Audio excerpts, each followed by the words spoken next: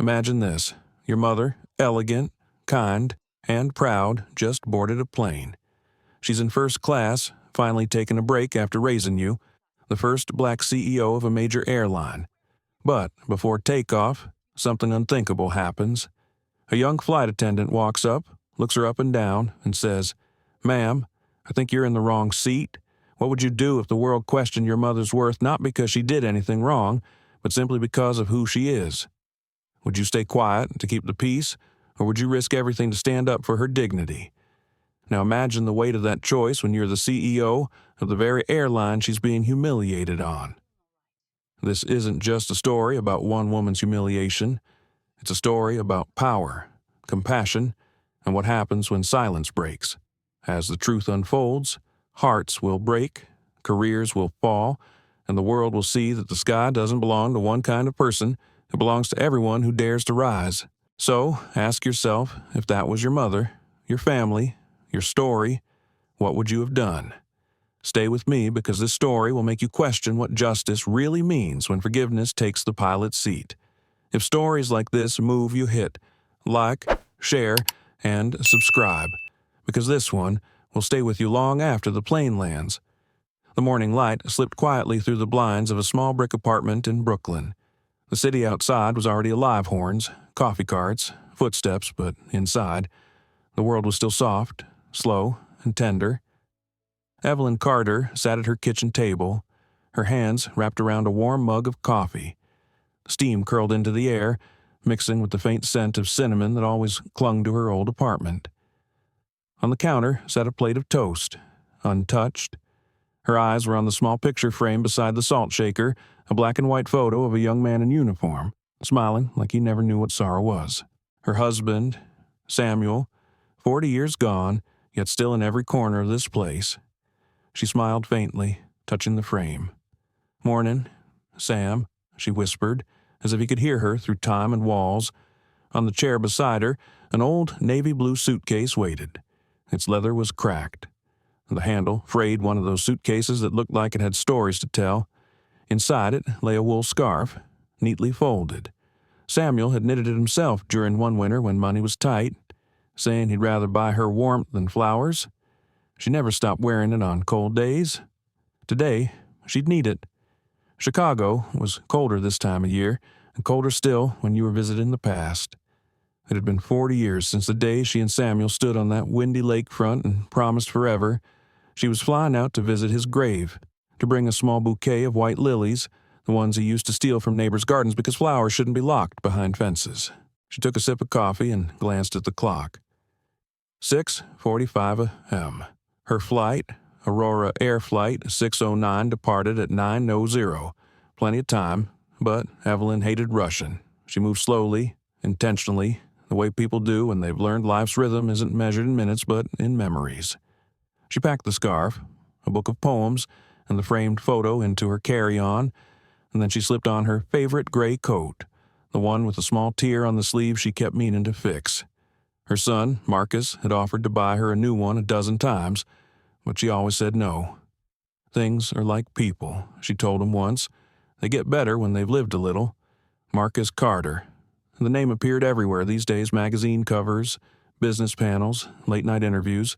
America's youngest black airline CEO, founder of Aurora Air.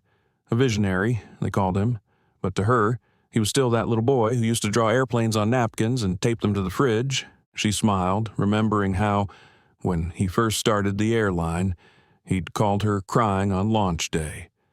"Mom," he said, "I just want people to feel safe in the sky." He meant it.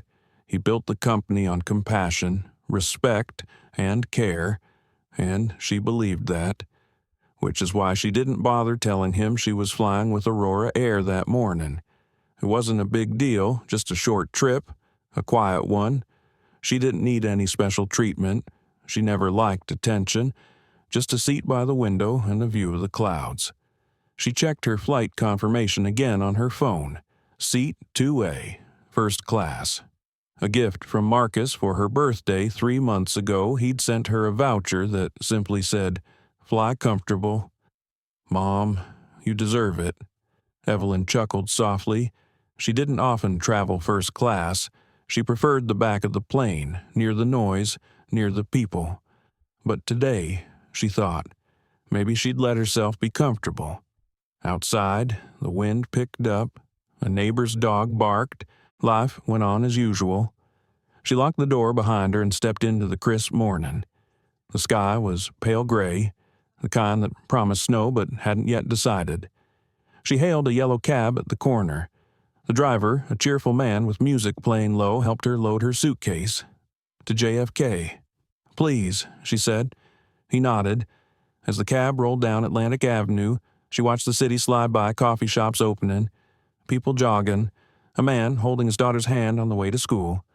Brooklyn in motion. It always felt alive, even when it broke your heart. She thought of Marcus again, how proud she was of him, how far he'd come. A young black man running an airline that used to sound like a fairy tale, but he did it. He'd done everything they said he couldn't. And yet, beneath her pride, there was always a small ache, a mother's worry that success made her son forget what it felt like to be unseen. He was so busy, so high above the world now.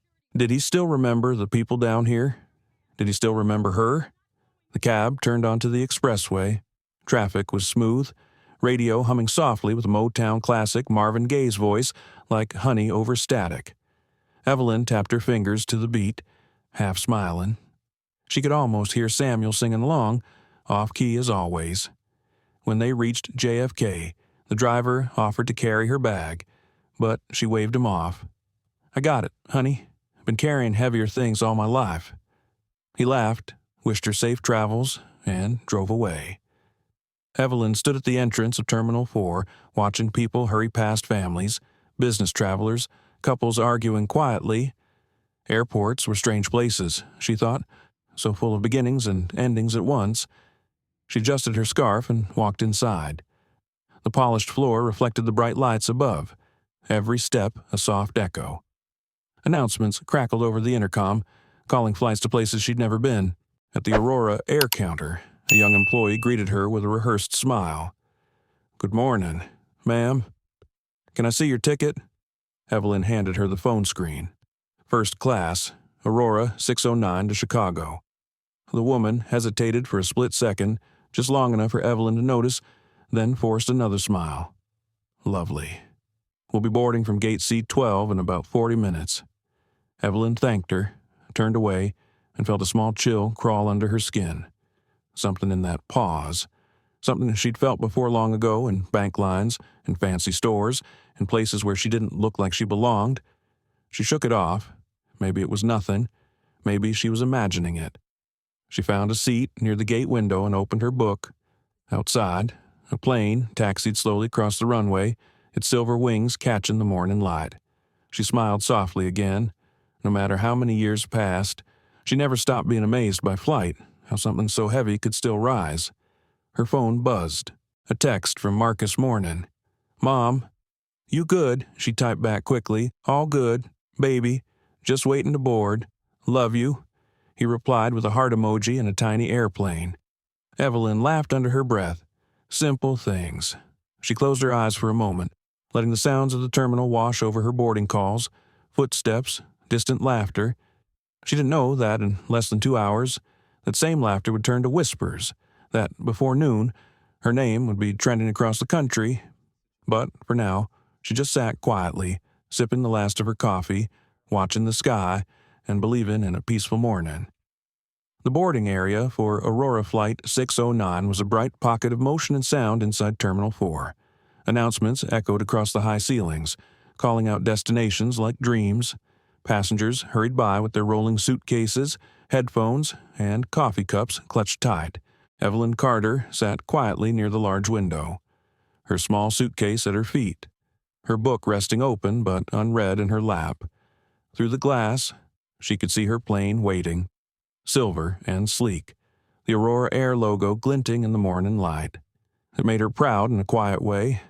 Her son's dream had become something real, something flying. She looked around. The first-class line was already forming, full of business travelers in sharp suits, women in cashmere coats, a few older men talking loudly about investments and golf courses. Evelyn smiled to herself, adjusting her scarf. She had been in rooms like this before, the kind where silence meant you didn't belong, but today, she didn't care. She had her ticket, she had her piece. When the gate agent called for pre-boarding, Evelyn stood, stretching her back a little. The agent, a young man with a neat haircut, scanned her phone. His smile faltered for a moment before he caught himself. First class. Ma'am Evelyn nodded gently. Yes, sir. Seat 2A. He blinked, glanced at the screen again, and then handed her back the phone. Of course. Enjoy your flight. There it was again, that half-second pause. Small enough to ignore, but not small enough to miss. Evelyn thanked him, walked down the jet bridge, and felt the familiar hum of air conditioning against her face. The smell of coffee and fuel mixed in the air oddly comforting. When she stepped into the cabin, the difference between classes was clear. Wide seats, dimmed lights, soft jazz playing low, a world meant to feel exclusive. She smiled politely as she found her place, 2A, and carefully placed her bag in the overhead bin. Her seatmate, a middle-aged man with a silver watch and a Wall Street Journal, glanced at her briefly and nodded. He didn't smile. That was fine. She wasn't here for conversation. Evelyn sat down, smoothed her coat, and took out her book again. She liked the quiet before takeoff, the calm before the sky. Then came the voice. Excuse me. Ma'am Evelyn looked up. A young flight attendant stood over her tall, blonde hair in a tight bun, smile polite but eyes sharp. Her name tag read Rachel Morgan. Yes, dear Evelyn said softly. Rachel hesitated. Can I see your boarding pass? Please, Evelyn raised an eyebrow, but still smiled. I already showed it at the gate. I understand, ma'am, Rachel replied, her tone dipping just slightly. But we've had some mix-ups today. Evelyn reached into her purse, handed over the phone again. Rachel checked it, frowned for a moment, then looked back at Evelyn. This is first class. I know, Evelyn said gently. That's what it says. Rachel blinked, clearly uncomfortable. Right, of course. I just needed to confirm. Evelyn nodded slowly. Well, you confirmed it, dear. The air between them went still. Rachel forced a small smile and moved on down the aisle, but her glance lingered. The man beside Evelyn shifted in his seat. You know, he said under his breath, they get all kinds in first class these days. Evelyn turned her head, looking him straight in the eye. Her voice was calm. All kinds of people can afford comfort, sir. He looked away. Silence again. A second attendant appeared, a younger man named Tom Willis. He whispered something to Rachel near the galley. Both glanced in Evelyn's direction. Their faces said what their words didn't. Evelyn tried to focus on her book, but the letters blurred. Her hands trembled slightly. She wasn't angry yet. Just tired of the small ways people questioned her right to exist in places like this. Minutes later, Rachel returned, holding a clipboard. Ma'am, she said softly, I'm so sorry to bother you again. There seems to be a duplicate ticket for this seat. We're just trying to sort it out. Evelyn tilted her head. A duplicate, yes. Another passenger with the same seat number. Evelyn closed her book. Carefully. Then, I suppose we'll let your system figure out who's mistaken. I'll be right here when it does. Her tone was even, but there was steel beneath it. Rachel blinked again, nodded quickly, and walked away. The man beside Evelyn shifted again, clearly uncomfortable. He muttered something like, unbelievable, under his breath. She couldn't tell if he meant her or the situation, maybe both. Over the next few minutes, Evelyn could feel the tension ripple through the cabin, whispers, glances, the quiet rustle of curiosity. She didn't need to look up to know what they were thinking. She'd been here before, not on this plane, but in 1,000 other places. The museum where a guard followed her for 3 rooms, the boutique that pretended not to see her, the hotel lobby that asked to check her ID twice. It was always the same. Soft voices, polite smiles, and a question that never had to be spoken. Do you belong here? Finally, Rachel returned again, this time with Tom. Ma'am, Rachel said, I'm afraid we'll need you to move while we resolve this. There's another passenger boarding now. Evelyn looked up, eyes steady. And where would you like me to go? Just for now, Rachel said quickly. There's an open seat in economy. A few heads turned. The businessman next to Evelyn shifted uncomfortably but said nothing. Evelyn took a slow breath. She thought of her son, the one who built this airline, the one who dreamed of equality above the clouds. If she caused a scene, it would end up somewhere online, and she didn't want that not yet. She stood up slowly, her knees aching, her heart heavier than her luggage. "I'm not leaving because I did something wrong," she said softly. "I'm leaving because peace is worth more than pride." Rachel blinked, caught off guard, and the cabin went quiet. Evelyn picked up her bag and stepped into the aisle. The walk to economy felt longer than it should have. Every step echoed like a question. She kept her chin up, though her eyes burned. As she reached the curtain separating classes, a man near the front pulled out his phone, pretending to scroll but really recording. The faint click of the camera app broke through the hum of the cabin. Evelyn found an empty seat near the back, beside a young mother rocking a baby. The woman smiled warmly. "Rough morning," Evelyn smiled back, her voice barely above a whisper. "Just another day." The engines began to roar softly. The plane pushed back from the gate. Outside, snow started to fall light at first, then thicker, melting against the window like tiny tears. Evelyn stared out, clutching the scarf on her lap. She didn't know yet that somewhere in a few hours, the video of her quiet humiliation would find its way online, that by the time she landed, millions of people would know her face and her son would watch the whole thing from across the country. For now, she just closed her eyes and let the sound of the engines drown the ache inside her chest. It was supposed to be a simple flight, but somewhere between the clouds and the ground, everything was about to change. The flight leveled at 35,000 feet, but for Evelyn Carter, it felt like she was sinking. She sat quietly in the narrow seat near the back of the plane, her hands folded on her lap, the faint hum of the engines filling the silence that words had left behind. The young mother beside her had fallen asleep with her baby pressed against her chest. Across the aisle, a man scrolled on his phone, the glow from the screen lighting up his curious eyes. Evelyn didn't need to look to know what he was watching. The video, she could sense it, like a weight pressing against her chest. Someone had posted it already. Oh, the title would be something cheap and cruel. "Old Lady Kicked Out of First Class." She turned her head toward the window. Clouds stretched beneath them like a sea of cotton. The light shimmered on the wing. It should have been beautiful. But beauty had a way of feeling distant when the world reminded you, again, where it thought you belonged. She tried to read, but the words blurred. Her reflection in the window looked tired, older than she felt. She pressed her hand to her chest, feeling the slow rhythm of her heart steady itself again. It wasn't the first time something like this had happened. Just the latest in a long collection of small humiliations, a different uniform, a different smile, and the same message underneath. She remembered a day 30 years ago when Marcus was still a boy. They'd gone to a store uptown to buy him a pair of shoes for school. The clerk had followed them down every aisle, eyes suspicious. When she finally asked for help, he told her the prices before she even touched a box. She never forgot the way Marcus looked up at her then, confused, too young to understand what had just happened. Now he was a man, powerful and successful, and the kind of man who owned the sky, and yet here she was, on one of his planes, treated like a trespasser in the house her own son had built. She smiled a little at the irony. Life had a sense of humor, though not always a kind one. As the captain's voice came over the intercom, Evelyn closed her eyes. His tone was warm and steady, like Marcus's used to be when he practiced speeches as a teenager. "Ladies and gentlemen, this is your captain speaking. We'll be landing in Chicago in about 2 hours. Sit back, relax, and enjoy the flight." Relax, she thought, if only it were that easy. From the front of the cabin, she could hear the soft clinking of glasses, the laughter of passengers enjoying their champagne in first class. The laughter drifted back to her seat like faint echoes of a world she had been told she didn't belong in.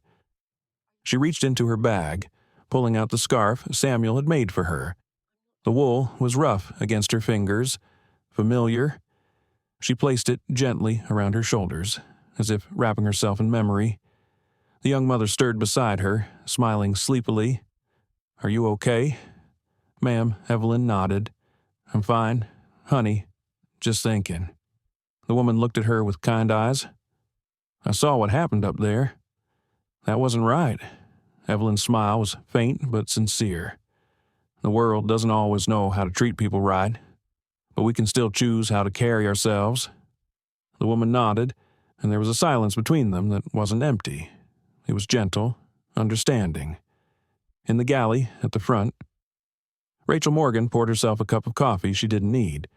Her hands shook a little as she held the cup. Tom Willis stood beside her, glancing nervously toward the curtain that separated them from the passengers.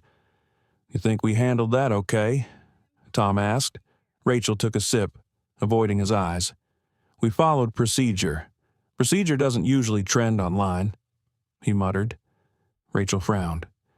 "What's that supposed to mean?" Tom hesitated. "Someone in the cabin filmed it. I saw them. If that video gets out, Rachel cut him off," her voice sharp. "We did what we were supposed to. She couldn't have been first class. You saw her ticket. It didn't make sense." Tom sighed, leaning against the counter. "You ever think maybe it didn't have to make sense?" Rachel didn't answer. She just stared down at the coffee swirling in her cup. Somewhere deep down, she knew the truth. It wasn't about the ticket. It was about the way she'd looked at that woman, the pause, the doubt, the judgment she hadn't meant to show but did. Meanwhile, in the back of the plane, Evelyn tried to focus on her book again. The words came back into shape. She read slowly, her lips moving slightly as she whispered the lines to herself. Poetry had always been her refuge. It made sense when people didn't. The flight attendants began moving down the aisle with drinks. When they reached her row, Tom was the one carrying the tray. He stopped, hesitant. "Would you like something to drink, ma'am?" he asked. Evelyn looked up. Her expression was calm, unreadable. "Water, please." Tom poured a cup, careful not to spill, then handed it to her.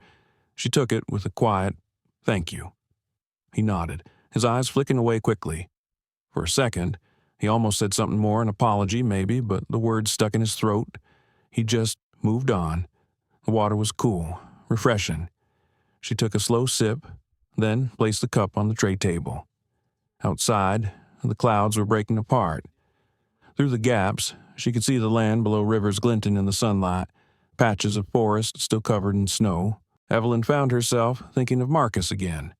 How he'd once told her he wanted to build an airline where everyone felt respected, no matter their background, their color, their clothes.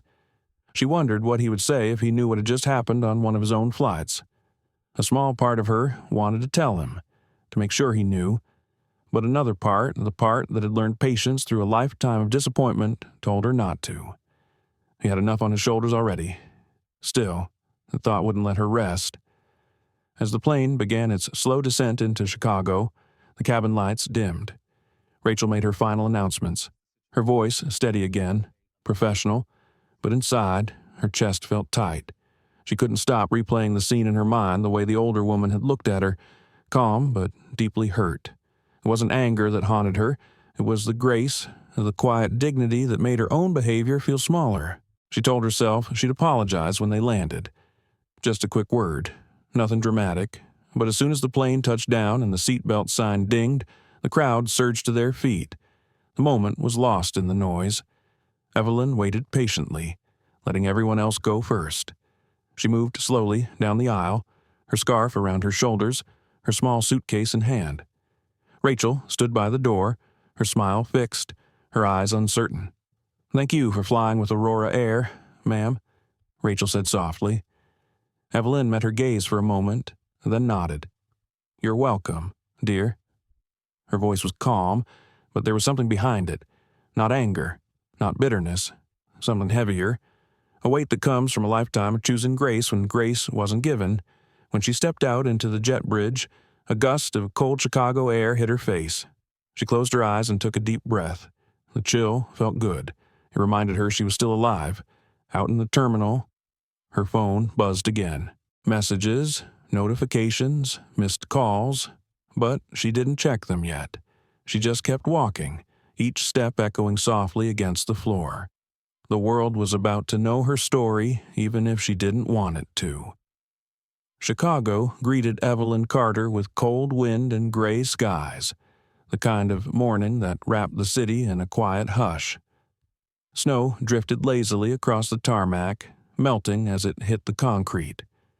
She stepped into the terminal, pulling her scarf a little tighter around her neck. The airport was bustling, yet somehow she felt invisible again.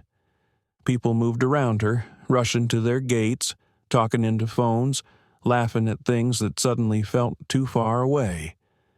She found a bench near the baggage claim and sat down. The tile floor gleamed under the bright lights. Her reflection stared back at her from the polished surface, weary but composed. Her phone buzzed again. Dozens of notifications filled the screen messages from friends, calls she'd missed, but one stood out. Marcus. For a moment, she just stared at his name. Then she pressed play on the voicemail. "Hey, Mom." His voice came through, cheerful and full of life. "Just checking you landed okay. Hope the flight was smooth. Call me when you get to the hotel. All right, love you." Her throat tightened. She closed her eyes and pressed the phone against her chest. She didn't have the heart to call him back yet. A young woman sitting a few seats away looked up from her own phone and whispered something to her friend. They both turned toward Evelyn, their eyes wide with recognition. Evelyn didn't understand at first, not until she heard the words. "Wait, that's her. That's the lady from the video." Her stomach dropped. She froze, the way you do when you realize the world has already decided what your story is. The young woman held up her phone, the screen glowing. Evelyn caught a glimpse of herself standing in the aisle, her calm face as Rachel told her to move. The caption read, "Elderly black woman, kicked out of first class, Aurora air under fire." The sound was muted, but Evelyn could almost hear the murmurs, the whispers, the soft sting of embarrassment replayed over and over in pixels. She stood up quietly, adjusting her coat, and walked toward the exit. Her heart beat faster with every step. Outside, the air bit through her gloves. A driver held a small sign that read, "Carter." She nodded, grateful for the distraction, and climbed into the car. The ride to her hotel was silent except for the sound of tires on wet roads. Chicago rolled past the window tall glass towers, icy sidewalks, people bundled up and hurrying to wherever warmth waited. The driver finally broke the silence. "Crazy stuff online today. You see that video, the airline thing?" Evelyn looked out the window, her voice soft. "Yeah, I saw." He shook his head. "People don't have manners anymore. My grandma always said, 'Respect don't cost you nothing.'" She was right. Evelyn smiled faintly. She sounds like a smart woman. At the hotel, she tipped him well and walked into the lobby. The receptionist greeted her kindly. But even there she felt the glances, the whispers. News traveled faster than kindness ever did. In her room, she set down her suitcase and sat on the edge of the bed. For the first time that day, the silence felt heavy enough to break her. She opened her phone again. The video had millions of views now. Comments flooded the screen, some angry, some sympathetic, some cruel. She scrolled slowly, her eyes catching on phrases like, "This is why we need change," and "maybe she shouldn't have been there." Her hands trembled. She turned the phone face down on the table. Tears came quietly, not the loud kind, but the steady kind that carried years behind them. She didn't cry for the humiliation itself, she'd survived worse, but for what it said about the world her son was trying so hard to change. Down the hall, a faint hum of housekeeping carts rolled by. The world kept moving, the city kept breathing, and Evelyn sat in the middle of it, wondering how something so small a misunderstanding, a pause, a look could echo so loudly. She thought of calling Marcus again. She even picked up the phone, but her thumb hovered over the call button. What would she say? "Hi, honey. One of your employees just treated me like I didn't belong in the company you built for people like me." No, she couldn't. Not yet. He didn't deserve to hear it that way through anger, through pain. Instead, she walked to the window. Snow was falling again, thick and soft against the glass. Chicago looked peaceful from up here, the noise of the city muffled by distance. She whispered to herself, "Breathe, Evelyn, just breathe." And then, as if the universe had been waiting for the exact moment, she felt calm. Her phone rang. It was Marcus. She hesitated before answering. "Hi, baby. Hey, Mom." His voice sounded different now, cautious, quiet. "How was the flight?" She paused. The truth sat heavy on her tongue, but she swallowed it. "It was fine," she said softly. "A little long. That's all." He chuckled lightly. "You know, I could have sent the jet for you." "Right." She smiled, though he couldn't see it. "You and your jet. I like being with people. Keeps me grounded." There was a pause on his end. "You sure everything's okay?" "Yes, baby. Everything's fine." She wanted to keep it that way. For now, after they hung up. Evelyn sat back on the bed. Her reflection in the mirror looked calm again. But deep down, something had shifted. Not anger, not yet. Just a quiet knowing that this story wasn't done. Meanwhile, in a different part of the country, in a sleek glass office high above San Francisco, Marcus Carter was about to find out everything. A meeting had just ended when his assistant, Naomi, knocked on the door. "Marcus, you might want to see this." She slid a tablet across the table. On the screen, frozen mid-frame, was his mother standing in an airplane aisle, her expression calm but unmistakably hurt. The headline above it read, "Aurora Air Faces Accusations of Racial Bias." Marcus frowned. "What is this?" Naomi hesitated. "It's gone viral. It's everywhere." He pressed play. The video began with Rachel's voice. "Ma'am, I'm afraid we'll need you to move." Then Evelyn's reply, "I'm not leaving because I'm wrong. I'm leaving because peace is worth more than pride." Marcus's jaw tightened. He watched it again, slower this time, as if the pixels could lie, but they didn't. It was her. It was his mother. The office felt smaller suddenly. The hum of computers faded into a ringing silence. Naomi spoke softly. "I'm so sorry, Marcus. I didn't realize she was—" He raised a hand. "It's not your fault." He stood, staring out the window. San Francisco spread out beneath him, glittering, distant, indifferent. "She was on my plane," he whispered. "My airline, my company." For a long time, he didn't move. He just stood there, hands gripping the edge of his desk, the weight of everything pressing down on him. Outside, the city lights flickered against the glass. Inside, a man who'd built an empire on equality realized that even in the sky, prejudice still found its way aboard. The silence that followed wasn't empty. It was the sound of something breaking softly, but deeply. The next morning came like a flood. By sunrise, the story had already broken across every major news outlet in the country. The video of Evelyn Carter's quiet humiliation was everywhere: television, phones, podcasts, morning talk shows. Headlines scrolled across screens: elderly black woman removed from first class on Aurora Air. Clips played on a loop. Her calm voice, Rachel's uneasy face, the businessman staring straight ahead as if pretending not to see. It was only 40 seconds long. But those 40 seconds had set an entire nation on fire. At her hotel, Evelyn sat by the window with her morning tea, watching the snow fall. Her phone buzzed every few minutes, friends checking in, journalists asking for interviews, strangers sending messages of sympathy. She ignored most of them.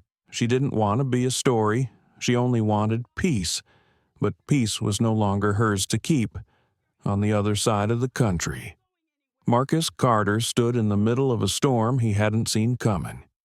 His office in San Francisco had turned into a command center overnight. Phones rang nonstop, PR teams huddled in corners, lawyers whispered about liability and brand damage. Reporters camped outside the building like vultures waiting for a statement. Marcus hadn't slept. His eyes were bloodshot, his voice quiet but steady.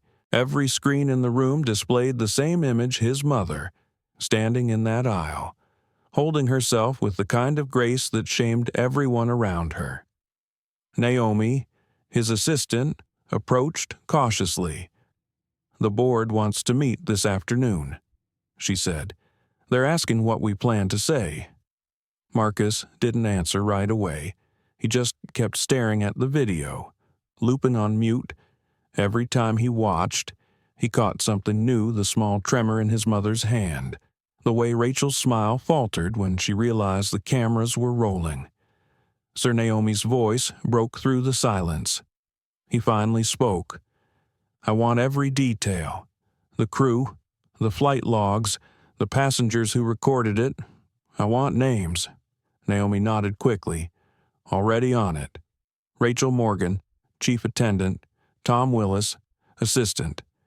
The flight departed JFK at 9, landed in Chicago at 11:30. Video first appeared online at 11:42. Marcus exhaled slowly. "And my mother. She hasn't spoken to the press," Naomi said. "But the public's attached to her. They're calling her the woman in seat 2A. It's trending on every platform." Marcus closed his eyes. The woman in seat 2A. It sounded poetic, but it cut deep. She wasn't a symbol. She was his mother.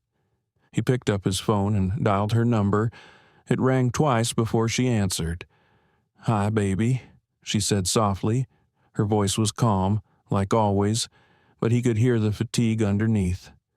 "Mom, why didn't you tell me? I didn't want to worry you." He paced the length of the office, hand pressed against his forehead. "The entire country's talking about it. Mom, you didn't just worry me. You worried half of America." There was a faint laugh on the other end. "Well, that's on them, not me." "Are you okay?" he asked. The question sounded smaller than he meant it to. "I'm fine. Marcus, I've had worse days." He stopped at the window, looking out over the fog that rolled in from the bay. "You shouldn't have had any days like that. Not on my planes." Evelyn hesitated. "You built a good company." "Baby. But even good places have people who need to learn." Her words were gentle, but they landed heavy. He knew she was right. When the call ended, Marcus turned back to his team. Set up a meeting with the crew. He said, "Today, by noon, every employee connected to Flight 609 had been brought into Aurora headquarters." Rachel Morgan sat in a glass-walled conference room, her posture stiff, her eyes rimmed red. Tom sat beside her, staring at his hands. They'd already seen the video 100 times, but it didn't get easier. The door opened. Marcus walked in. His expression was calm but unreadable, the kind of calm that came from deep anger held in place by discipline.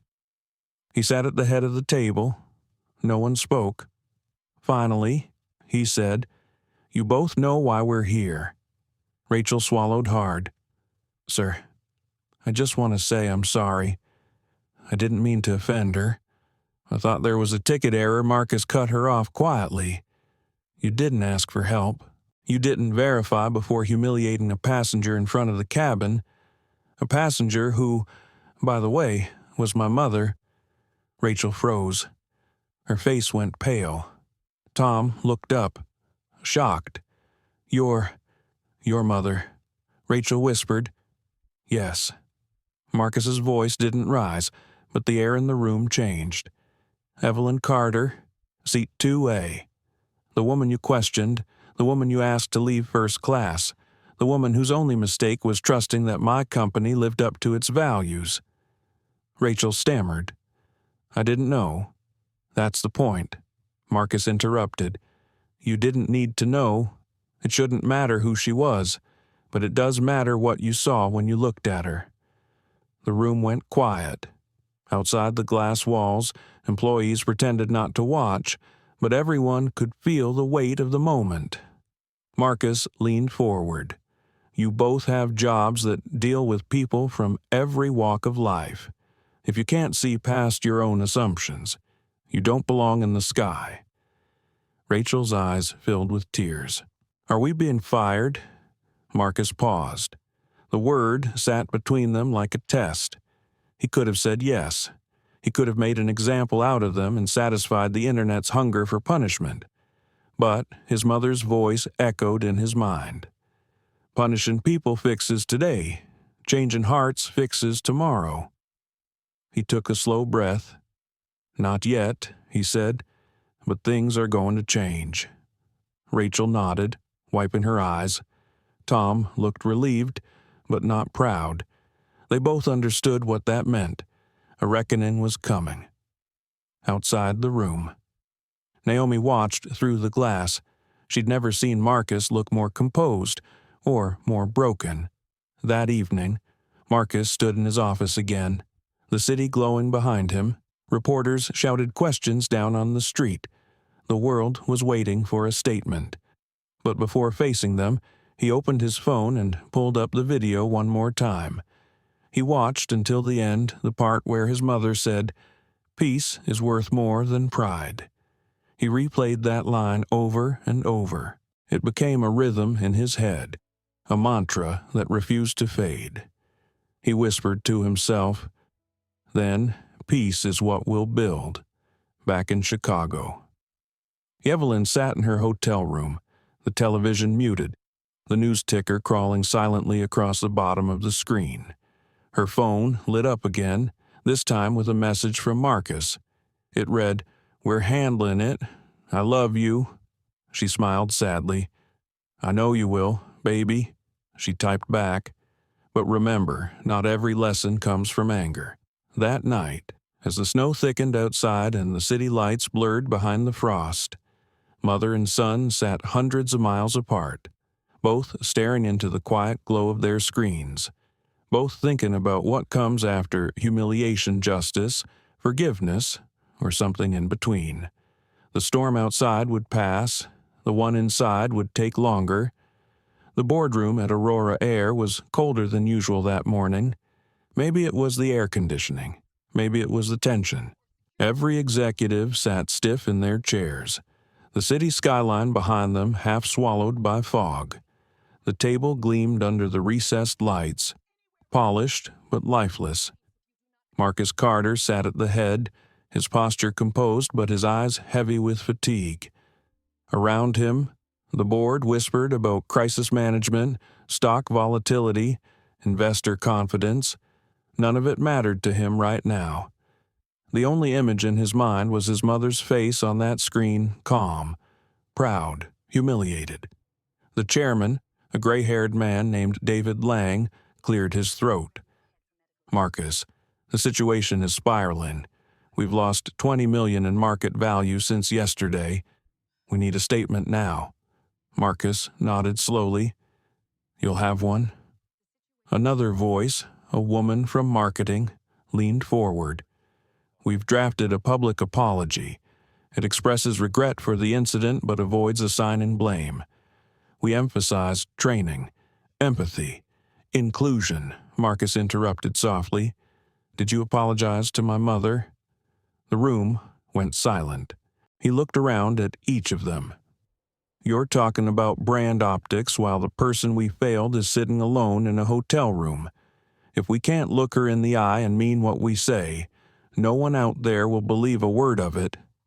Someone at the far end muttered, "Marcus, with all due respect, this is personal for you." He turned his gaze toward the man, voice calm but firm. "It's personal for every person who's ever been treated like less than what they are.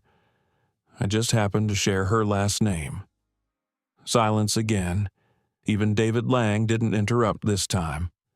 Marcus stood and walked to the window. Outside, traffic crawled through Market Street, tiny cars moving like veins through the city's heart. He spoke without turning around. When I started Aurora Air, I told this board we weren't just selling tickets. We were selling dignity, the right for anyone, from any background, to feel respected 30,000 feet above the ground. If we've lost that, we've lost everything. His words hung there. No one dared to fill the space. Finally, Naomi entered the room quietly, a tablet in her hands. "Marcus," she said softly, "we've tracked down the passenger who filmed the video. She's agreed to an interview. It's scheduled for tonight." Marcus turned. "Which network? BNN?" she said. "Prime time." He nodded slowly. "Then we'll speak before they do." The room stirred. David Lang frowned. "Are you saying you'll go public yourself?" "Yes," Marcus said. "No scripts, no PR filter. I'll tell the truth." The board murmured in disagreement. Someone whispered about legal risk. Another mentioned shareholder panic. Marcus raised his hand, quieting them. "You all built this company with me because you said you believed in its mission. If we hide now, we prove that mission was just marketing. I'm not doing that. Not to my employees, not to my passengers, and not to my mother." No one argued after that. The meeting adjourned with muted nods, the executives dispersing into hallways buzzing with tension. Naomi stayed behind. "You know, this will be everywhere," she said. "Your face, your name. It'll tie you to the controversy personally." Marcus gave a small smile. "Good. It's time people know who's responsible for fixing it." That afternoon, he went home for the first time in 2 days. The apartment overlooked the bay, sunlight bouncing off the water like silver threads. He loosened his tie and walked toward the framed photographs lining the shelf, his mother at graduation, his parents on their wedding day, his first small Aurora jet with a handwritten note taped on it. "Keep reaching higher." He stood there for a while, the quiet pressing in. Then he sank into the couch, buried his face in his hands, and finally let out the breath he'd been holding for days. He whispered to the empty room, "I should have protected you. Mom." As evening fell, he drove himself to the company's media studio. Reporters waited outside, cameras flashing like lightning. Inside, the lights were softer, the walls soundproof. Naomi stood beside the teleprompter, though he'd already told her he wouldn't use it. When the camera light blinked red, Marcus began to speak. "My name is Marcus Carter. I'm the CEO of Aurora Air. And the woman in that video, the woman you've all seen, is my mother." He paused. The room was so still you could hear the faint hum of the lights. "She didn't deserve what happened. No one does. I built this airline on a promise that every person who steps aboard would be treated with respect. Yesterday, we broke that promise." He didn't raise his voice. He didn't need to. The calm in his tone carried more weight than anger ever could. "I could stand here and tell you it was an isolated incident, that we're launching investigations and diversity programs, but that would be easy. The harder truth is this: we failed because we stopped paying attention. We started seeing uniforms instead of people, policies instead of empathy. That ends today." He took a breath, steadying himself. "I've spoken with the crew involved. They'll face accountability. Yes. But we're also beginning something new, a training program written not by executives, but by passengers who've lived through bias, discomfort, and exclusion. They'll teach us what respect really looks like from the other side." His gaze met the camera directly now. "Aurora Air is more than my company. It's a reflection of my mother's belief that kindness still matters in this world. So, from this day forward, we fly with her lesson in mind: peace over pride. Always." The red light blinked off. The room stayed quiet for several long seconds before Naomi finally said, "That was perfect." Marcus nodded slowly, but his eyes looked far away. Let's see if the world thinks so." Hours later, the video went live. By midnight, it had millions of views. The public response was overwhelming, not because of corporate polish, but because of sincerity. People shared their own experiences of bias, of quiet grace in the face of judgment. Hashtags filled the internet. Peace over pride. The woman in seat 2A. Meanwhile, in Chicago, Evelyn sat in bed watching the broadcast. The glow from the screen softened the lines on her face. When Marcus said, "Peace over pride," she smiled and whispered, "You listened, baby?" Her phone buzzed again, a text from Rachel Morgan. It read, "Mrs. Carter, I don't deserve your forgiveness, but I want to apologize in person." Evelyn stared at the message for a long moment, then she typed back, "Let's talk." She set the phone on the table and looked out the window. The storm that had shaken the country seemed to be quieting, replaced by something slower, something that felt like healing. The city below glowed with tiny lights, each one a story of its own. She thought about her son's words, about dignity and redemption, about how sometimes pain becomes the doorway to change. Evelyn closed her eyes, whispering a small prayer under her breath, not for revenge, but for grace, the kind that can rebuild even what the sky has broken. The next morning, sunlight poured through the curtains of Evelyn Carter's hotel room. The air smelled faintly of coffee and city rain. She had slept only a few hours, her mind turning over the same thought again and again. What would I say to her when she'd agreed to meet Rachel Morgan? She hadn't done it out of obligation. It wasn't curiosity either. It was something quieter, something that came from the part of her heart that still believed people could change if given the chance. The hotel cafe was nearly empty when she arrived. Soft jazz played from the speakers, the kind that fills the silence without trying too hard. She found a corner table near the window, the sunlight catching in her silver hair. 10 minutes later, Rachel walked in. She wasn't in uniform today. No navy blazer, no pin, no polished shoes, just jeans, a sweater, and a nervous expression that made her seem much younger than she was. When she spotted Evelyn, she hesitated at first, as if crossing the room took more courage than stepping onto a plane in a storm. Then she took a deep breath and approached. "Mrs. Carter." Evelyn looked up, her voice calm but kind. "Rachel, thank you for meeting me." Evelyn gestured to the chair across from her. "Sit down, dear." Rachel sat, folding her hands tightly in her lap. For a moment, neither of them spoke. The silence stretched, but it wasn't cold. It was heavy with things that needed saying. Finally, Rachel found her voice.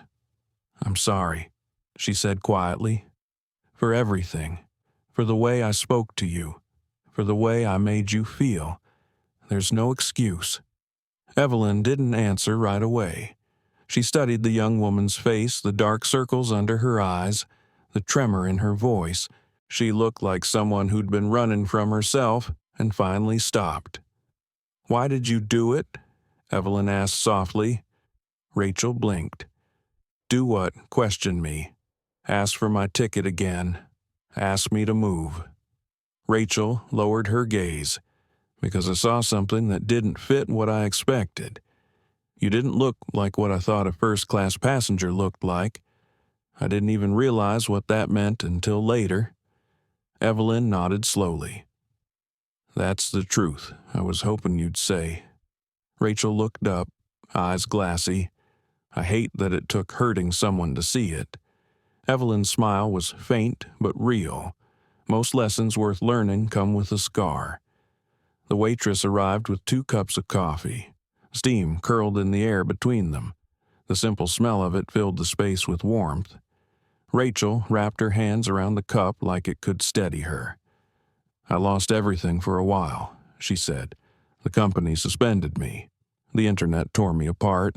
I read the comments. I saw my own face turned into a villain. It's strange how fast people decide who you are. Evelyn took a sip of her coffee, her voice quiet. People love a villain almost as much as they love a hero. But life isn't that simple. Is it? Rachel shook her head. No, it's not.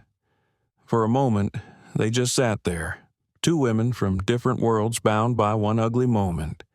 The morning light spilled across their table, turning the steam into gold. Evelyn spoke again, her tone soft but steady. Do you know what hurt most that day? Rachel looked up. That I embarrassed you? Evelyn shook her head. That I wasn't surprised. The words hit harder than anger ever could.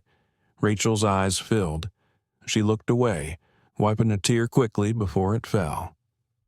I grew up believing that if I carried myself with grace, if I dressed well, spoke kindly, worked hard, I could walk into any room and be treated the same as anyone else. Evelyn continued. But the world keeps reminding me that some doors still need unlocking. Rachel's voice broke when she spoke. I wish I could take it back. Evelyn reached across the table and placed a hand over hers. You can't take it back, child, but you can carry it forward. Rachel nodded, tears slipping free now. Your son, Mr. Carter, he gave me a chance to stay. He told me to learn, not just to apologize. I don't think I deserve it. Evelyn smiled faintly. Deserving doesn't start the healing. Doing does. Rachel laughed softly through her tears. You sound just like him. Evelyn chuckled. He sounds like me. I taught that boy everything good he knows. They both laughed, the tension breaking just a little. It was the kind of laugh that comes after too much silence, small but real. Outside the window, the city moved on. People walked dogs, sipped coffee, hurried to work. Life went on as if the world hadn't just shifted for two people sitting at a table in a hotel cafe. Rachel wiped her eyes again and asked, Can I ask you something? Of course. When you stood up that day, when you walked to the back of the plane, how did you stay so calm? Evelyn looked out the window for a long time before answering. Because I wasn't fighting her, she said finally. I was fighting every person who's ever made someone feel small. And if I let myself lose control, I'd give them what they wanted. Rachel nodded slowly, letting that sink in. I don't think I would have had that kind of strength. You will, Evelyn said gently. One day. They finished their coffee in silence. When they stood to leave, Rachel reached into her bag and took out a folded envelope. I wrote this for you, she said. Not for the internet, not for the cameras, just for you. Evelyn took it, tucking it carefully into her purse. Thank you. As they walked out of the cafe, Rachel stopped near the door. Mrs. Carter, can I ask for one more thing? Evelyn turned. What's that? A hug? Evelyn smiled, her eyes warm. You don't need to ask for that, dear. They embraced not as victim and offender, not as headlines, but as two human beings learning how to start again. When they stepped back, Rachel looked lighter, like she could finally breathe. Take care of yourself, Evelyn said softly. I will, Rachel whispered, and thank you for seeing me. Evelyn smiled. That's what we're all here for, Rachel, to see each other. As Rachel walked away into the bright Chicago morning, Evelyn stood for a while, feeling the warmth of sunlight on her face. The world outside hadn't changed overnight, but something inside her had. The ache was still there, but it was softer now, the kind that heals instead of hurts. She reached into her purse, touched the envelope, and whispered a quiet prayer for the young woman who'd written it. Then she lifted her chin, took a deep breath, and stepped out into the crowd. There was a peace in her now, not because justice had been served, but because forgiveness had. 3 months had passed since that morning in Chicago. But for Evelyn Carter, the memory of Flight Aurora 609 still lingered like the sound of turbulence long after landing. Time had softened the ache, but not erased it. Some things never truly left you. They just learned to live quietly inside your heart. Spring had come early that year. The air smelled of rain and new beginnings. Marcus had called her 2 days ago, his voice lighter than she'd heard in months. "Mom," he'd said, "we're launching something special. I want you there." He wouldn't tell her what it was, only that she needed to fly to New York. So here she was again, standing in the same airport where everything had changed. Only this time, the whispers were different. People didn't look past her anymore. Some even smiled as she walked by. A few strangers nodded with quiet recognition, not the kind that made her uncomfortable, but the kind that said, "Thank you for standing with Grace when I might have fallen apart." Her ticket read Aurora Flight 701, inaugural route, JFK to Atlanta. She smiled when she saw it, first class, seat 2A, the same number, but this time it felt like something new. When she reached the gate, Marcus was already waiting. He looked tired but proud, his tailored suit sharp against the soft light of morning. Cameras flashed nearby, journalists murmuring. Aurora Air's relaunch had become national news. The company that had faced its worst storm was now taking flight again, literally and symbolically. Marcus walked up and hugged his mother. "You made it," he said. "I told you I would." She replied with a small laugh. "I've survived worse flights." He chuckled, but there was emotion behind his smile. "You sure you're ready for this?" Evelyn looked at him, her eyes steady. "I was born ready. Baby, let's go show them what Grace looks like at 30,000 feet. The boarding area was decorated with banners reading Aurora Air, a new chapter. A crowd of reporters, employees, and passengers gathered to witness the launch of the company's new Empathy in the Sky initiative, a program designed to train every employee not just in service, but in understanding. Marcus stepped up to the microphone. His voice carried clearly across the terminal. "A few months ago, our company faced a moment that forced us to look inward. We learned that progress doesn't come from pretending to be perfect. It comes from admitting when we've fallen short and deciding to rise again." He paused, looking toward his mother. Aurora Air was built to connect people, not divide them. So today, as we relaunch our commitment to equality, it feels right to honor the person who reminded us what true dignity looks like. He turned and gestured toward her. "My mother, Evelyn Carter." The crowd erupted into applause. Evelyn smiled shyly, lifting a hand in greeting. She wasn't used to the spotlight, but this time it didn't scare her. She had already faced something far heavier than attention. After the ceremony, the passengers began boarding. When Evelyn reached the jet bridge, a familiar face waited at the door of the plane. Rachel Morgan. She stood in her new uniform, not the polished corporate blue from before, but a redesigned style softer, more human. Her name tag was still there, but now it carried something else beneath it, a small silver pin that read, "Empathy Crew." Rachel smiled. "Welcome aboard, Mrs. Carter." Evelyn's smile was warm. "Good to see you again. Dear, it's an honor to have you on this flight."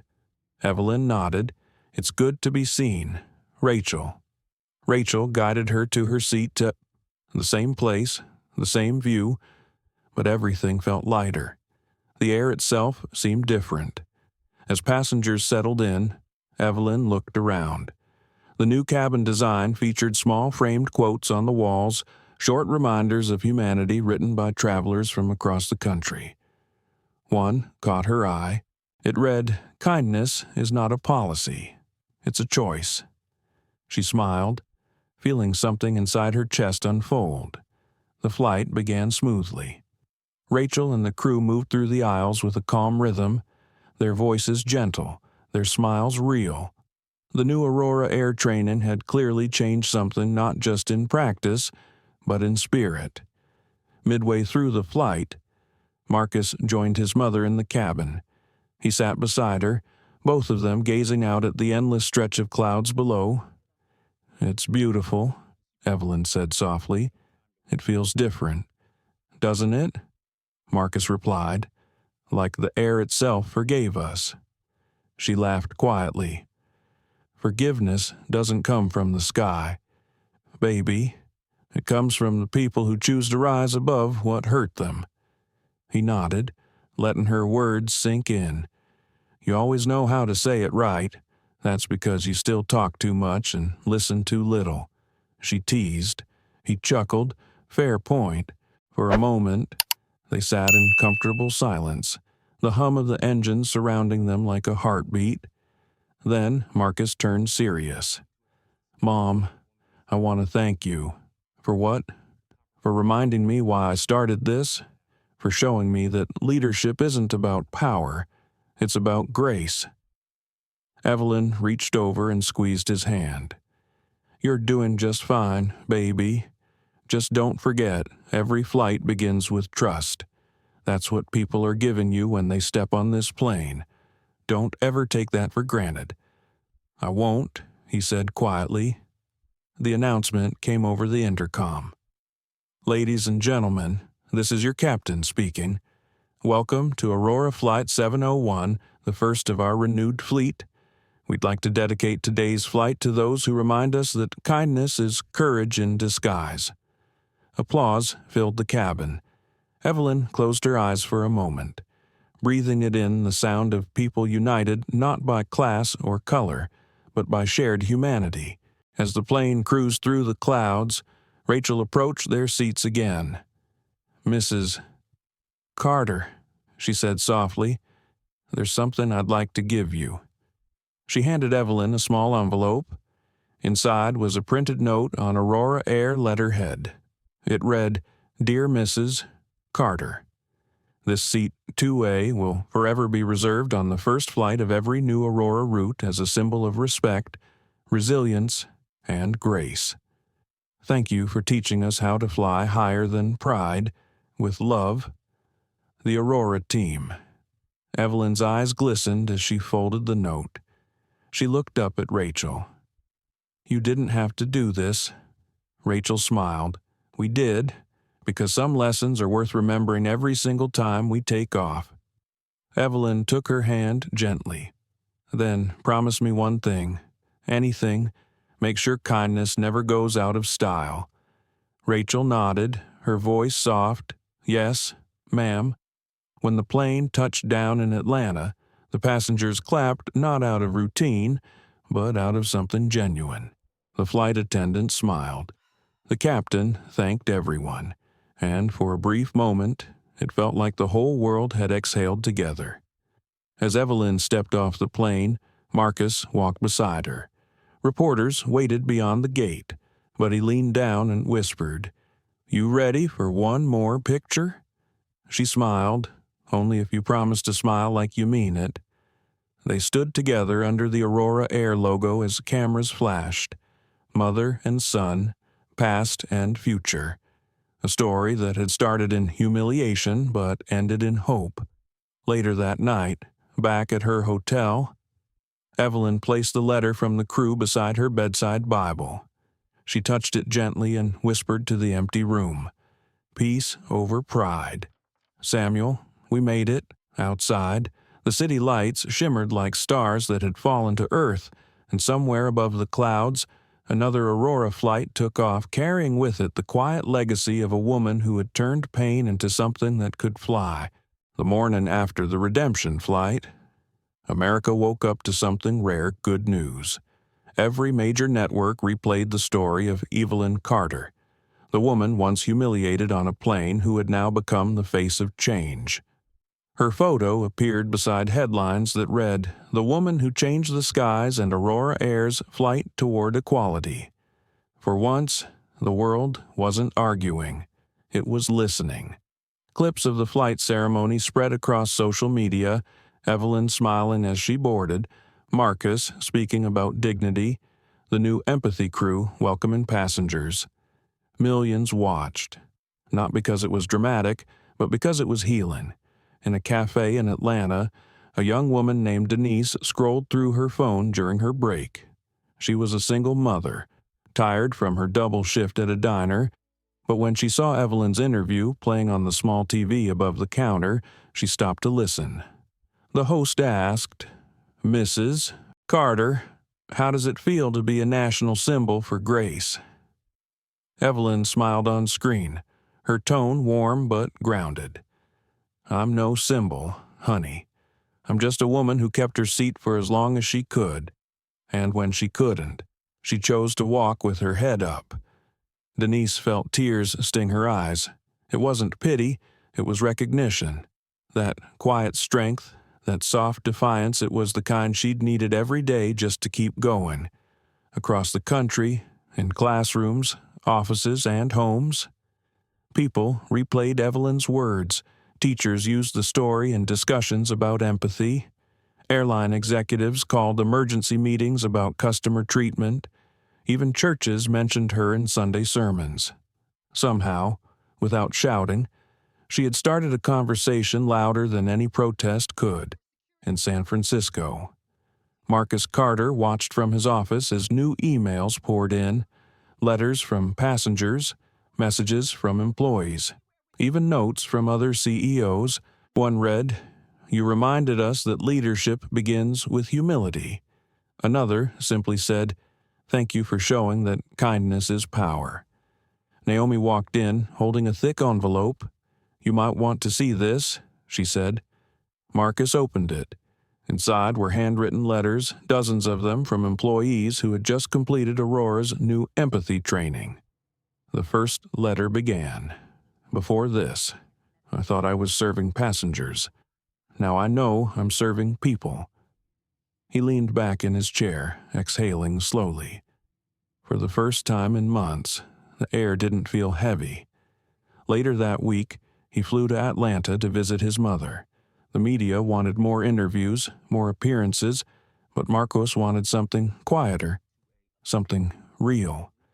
When he arrived, she was sitting in her garden, trimming the small rose bushes Samuel had planted years ago.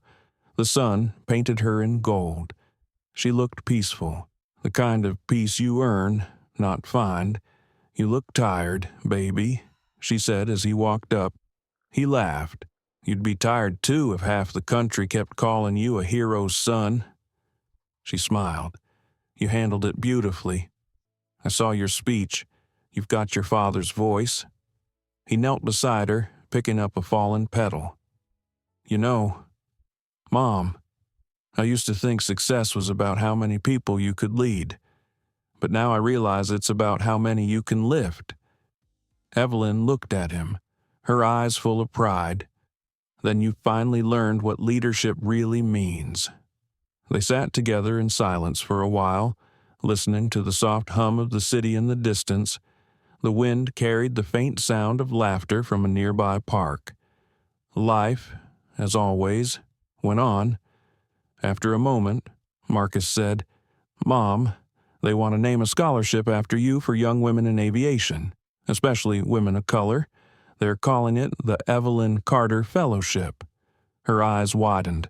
"Oh, Marcus, that's too much." He smiled. "It's not enough." She chuckled, shaking her head. "I never even liked flying that much."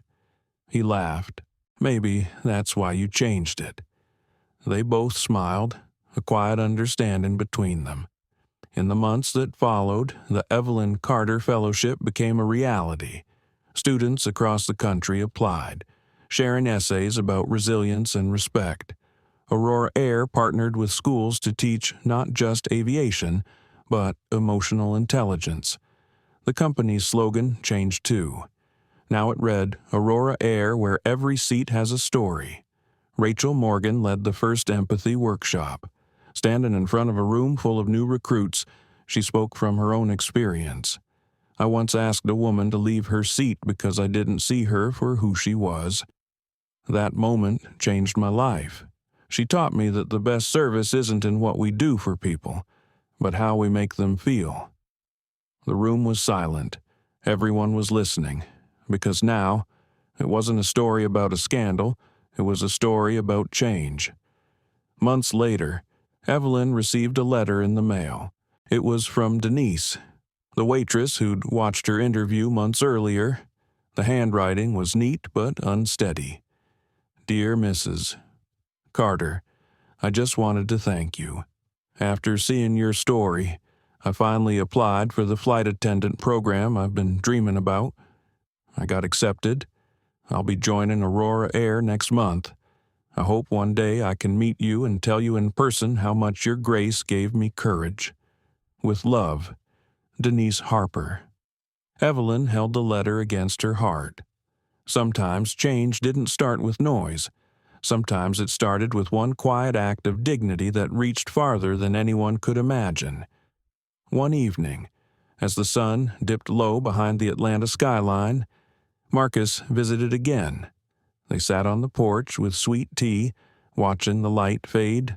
Fireflies blinked in the garden like tiny lanterns. You know, Marcus said, Dad used to tell me you could measure a person by how they treat someone who can't give them anything. Evelyn smiled softly. He was right, and sometimes you can measure a company the same way. They laughed gently, the kind of laugh that comes from shared memory. As the night deepened, Evelyn looked up at the sky, the same sky that once held her shame, now holding her redemption. Planes passed overhead, tiny dots of light crossing the stars. Each one carried someone with a story, someone searching for kindness in a world that often forgot how to give it. Marcus followed her gaze. Do you ever think about that day of the flight? Sometimes, she said, but not with anger anymore. Just gratitude, because if it hadn't happened, we wouldn't be here. He nodded. You turned a wound into a window.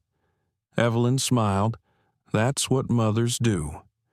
They sat there quietly, the night wrapping around them like a soft blanket.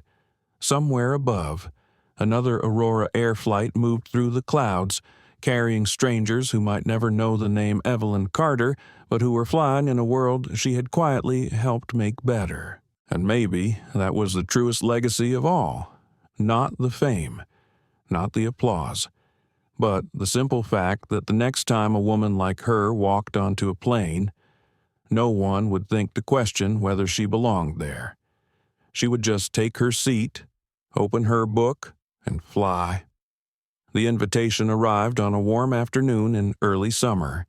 A thick white envelope with gold lettering and the seal of the Global Leadership Summit pressed into the corner. Inside, in elegant script, it read, Dear Mrs. Evelyn Carter. We are honored to invite you as a keynote speaker at this year's Global Leadership Summit in Washington. D.C., your story has inspired millions. We believe the world needs to hear your voice. Evelyn read it twice before setting it down on her kitchen table. She smiled, then sighed softly. The idea of standing before world leaders, CEOs, and journalists was almost laughable to her. She wasn't a speaker. She was just a mother who'd stood her ground on an airplane.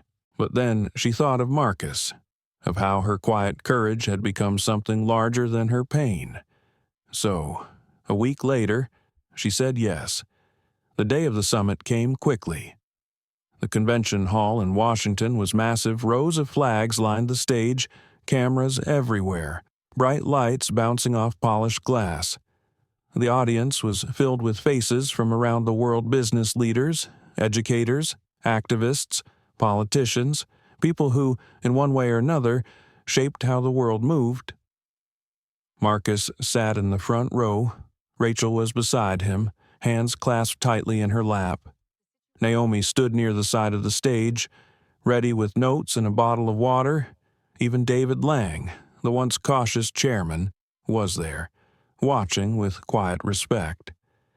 When Evelyn walked out, the room stood, a standing ovation before she'd even spoken a word.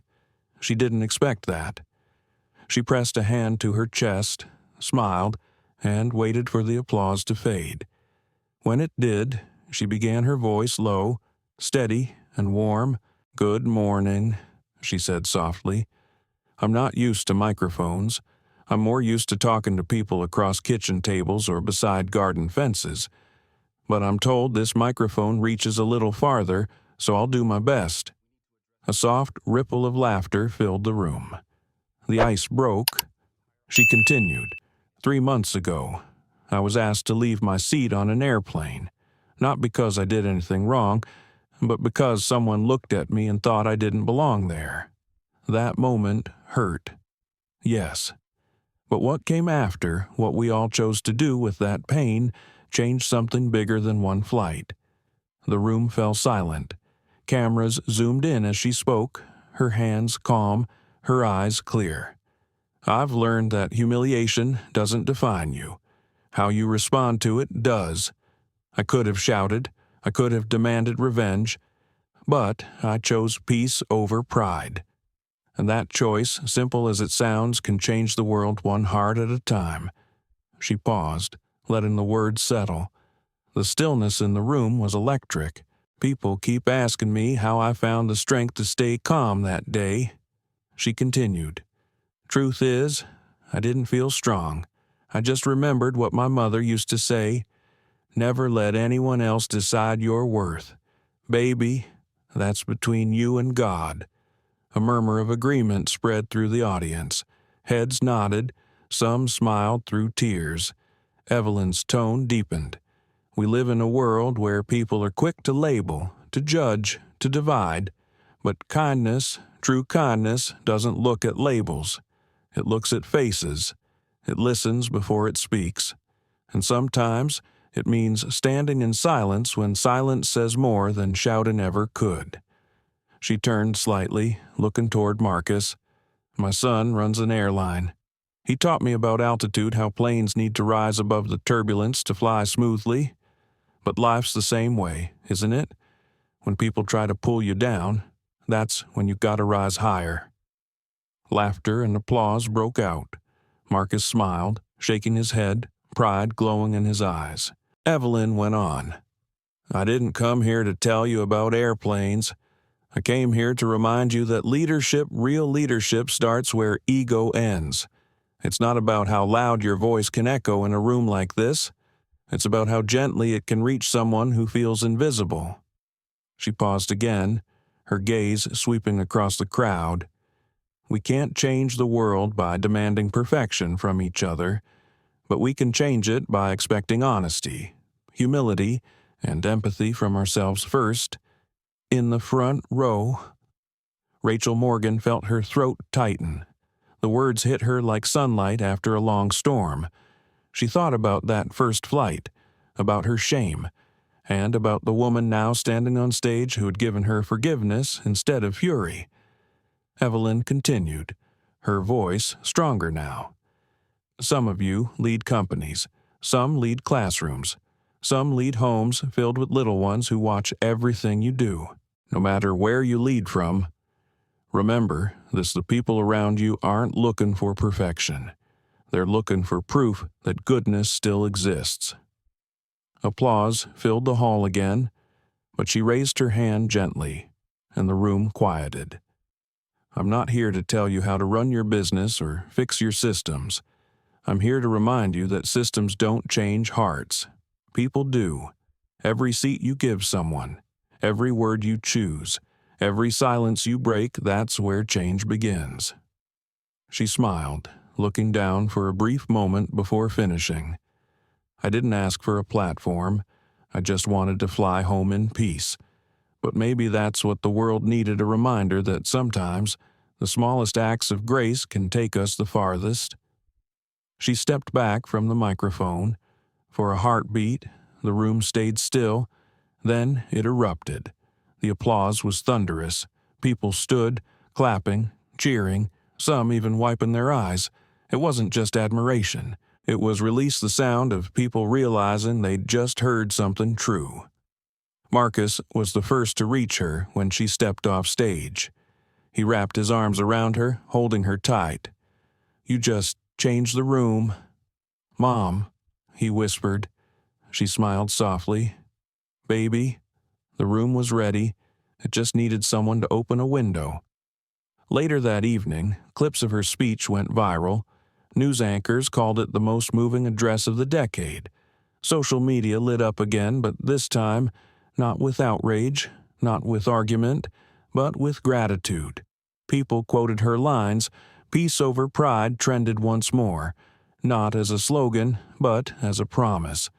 In airports around the world, passengers noticed something different. Attendants smiled a little longer. Gate agents spoke a little gentler. It wasn't magic. It was momentum. The ripple of one woman's voice had reached places she'd never even seen. That night, back in her hotel room, Evelyn looked out the window at the Washington skyline glowing under the stars. She took a deep breath, feeling a peace she hadn't known in years. The sky outside was calm, the kind of calm that comes after a long storm. Her phone buzzed with a message from Rachel. "Thank you for giving us wings again." Evelyn smiled, typing back, "Wings only matter when you remember who you're carrying." She turned off the phone, closed her eyes, and whispered into the quiet room. "We're finally flying." Samuel, outside, somewhere far above the clouds, another Aurora air flight crossed the night sky, steady, graceful, peaceful, just as she'd hoped the world might one day become. A week after the Global Leadership Summit, the world had moved on, as it always does. News cycles spun toward new stories, but Evelyn Carter's words still lingered quietly in hearts and headlines. The hashtag "Peace over Pride" still trended on smaller screens.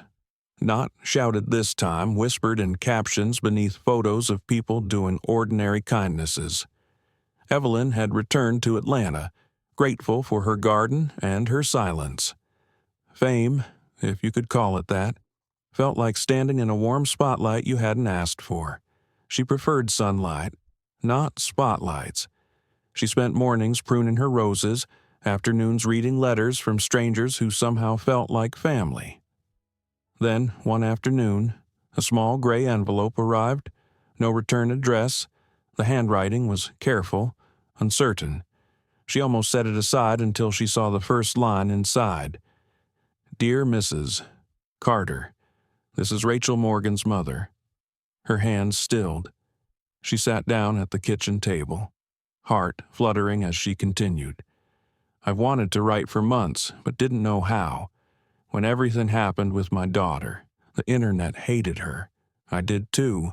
For a while, I thought she'd thrown away her life.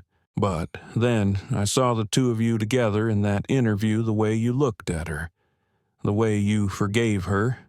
You gave me my daughter back. She's not the same woman she was before that flight.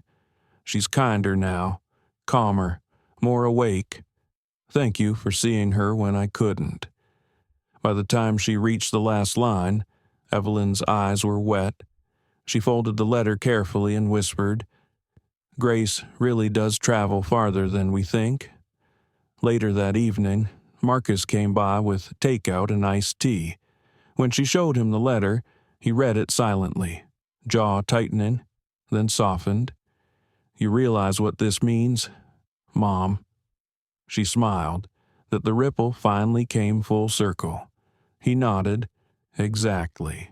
2 days later, Evelyn received another message, an email this time from Aurora Air's communications office. Someone wanted to meet her. The name at the bottom stopped her cold. Captain James Porter, the pilot from Flight 609. The man who hadn't spoken a word to her during the incident. The one who had watched it happen from the cockpit and said nothing. She hesitated for a moment, then typed back a simple reply. Of course. When and where they met at a small diner near the airport. The kind of place where the coffee never stops pouring and the walls smell faintly of maple syrup. When she walked in, he was already there, still in uniform. His hands were clasped around a mug that had probably gone cold an hour ago. "Mrs. Carter," he said, standing quickly. His voice trembled slightly. "Captain Porter," she replied. "Please, sit." He sat, then exhaled hard. "I've played that day over in my head 1,000 times. I should have stepped in. I should have stopped it." Evelyn studied his face, lined with guilt. "But human. Why didn't you?" He swallowed. "Because I was afraid. Not for myself, for the company. For the rules. I'd spent 25 years doing everything by the book. That day, I forgot the book doesn't always know what's right." Evelyn nodded slowly. "It takes courage to say that." He looked down. "You shouldn't have had to be the brave one that day. That was supposed to be me." She reached across the table, resting her hand on his. Maybe bravery just needed more than one person to learn its shape. He blinked fast, eyes glassy. "I wanted you to know I resigned after the investigation. Not because they asked me to, because I couldn't fly until I fixed the man flying the plane." Evelyn smiled gently. "And did you? I'm trying," he said. "I'm working with Aurora's training program now, teaching new pilots about what happened. Not just the technical parts, the human parts." She nodded. "That's a good place to start." They talked for nearly 2 hours about fear, about silence, about how one small choice can echo through a lifetime. When they parted, he stood and said quietly, "Thank you for not hating me." Evelyn looked at him with warmth. "Hate grounds you, Captain. Forgiveness lets you fly again." When she left the diner, the sun was setting behind the runway. A plane lifted off in the distance, engines roaring into pink gold light. She watched it climb higher and whispered, "Fly safe." That night, alone in her kitchen, she opened her old leather journal, the one she hadn't written in since Samuel died. On the first blank page, she wrote, "Today." Forgiveness came wearing a pilot's badge, and it felt like freedom. In the following weeks, Evelyn's life began to quiet again, but something inside her kept blooming. Letters continued to arrive from strangers, from students, even from people she'd once sat beside in silence. Each carried the same message in different words. "You helped me see myself." Then, one morning, Marcus showed up with a grin and a stack of papers. "Mom, you might want to sit down for this." She raised an eyebrow. "Every time you say that, it's trouble." He laughed. "Not this time. There's a publisher who wants to turn your story into a book, your own words, your own voice." She blinked. "A book." He nodded. "They want you to call it Peace Over Pride. They say it could help people everywhere who've felt invisible." Evelyn shook her head, smiling. "Baby, I'm no author." Marcus smiled back. "You've been writing it all your life. Mom, you just didn't know it." For a long moment, she said nothing. Then she whispered, "All right, but only if we write it together." Marcus nodded. "Deal." Months later, when Peace Over Pride was finally published, the world embraced it. Readers described it as a manual for grace, a love letter to humanity. Bookstores displayed it in their front windows. Talk shows invited her on air again, but Evelyn declined most of them. She preferred to let the story breathe without her constantly explaining it. She did, however, agree to one final interview a podcast recorded in her home, with birds singing outside the open window. The host asked, "Mrs. Carter, after everything, the humiliation, the forgiveness, the fame, what's the one lesson you'd want people to take from your journey?" Evelyn thought for a long moment. Then she said softly, "That kindness isn't weakness, it's wisdom, and it doesn't take a hero to change the world. Sometimes it just takes a seat, a moment, and a heart that refuses to close." When the episode aired, millions listened. Some wept, some smiled, some simply sat in silence, realizing how much power one act of gentleness could hold. That night, Marcus called, "Mom, you broke another record." She laughed softly. Records don't matter, baby, but hearts do. Outside, the sky stretched wide and endless, planes across the stars, little sparks of light against the dark, and somewhere inside that night, Evelyn Carter's name became less of a headline and more of a heartbeat, steady, quiet, unforgettable. Autumn came early that year. The air in Atlanta turned crisp, carrying the scent of wood smoke and change. Evelyn Carter sat on her porch one evening, wrapped in a soft gray shawl, watching the last light spill across her garden. Her roses had bloomed late, stubborn as ever, bending toward the fading sun. She was tired, though she wouldn't admit it. The past months had been full interviews, letters, speeches, strangers thanking her for courage she never meant to show. She'd given so much of herself to the world that now, in the quiet, her heart simply wanted rest. Marcus called almost every night. "Mom," he'd say, "you sure you're eating right?" She'd laugh. "Baby, I'm too old to starve." One evening, he sounded different, thoughtful, hesitant.